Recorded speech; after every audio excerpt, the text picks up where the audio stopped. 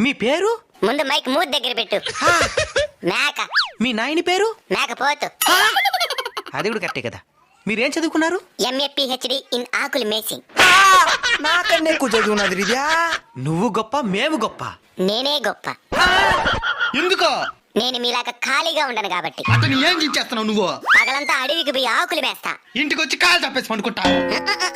అడవిలో తినిందని మళ్ళీ నెమరేస్తా. చదివింది కూడా నెమరేయకుండా మర్చిపోయే మీరెక్కడా? తినింది కూడా మర్చిపోకుండా నెమరేసా మేమెక్కడరా? Bloody fool. తినేస్తా నిన్ను. భయం మా బయోడేటాలలో లేదురా బోసిడీకి.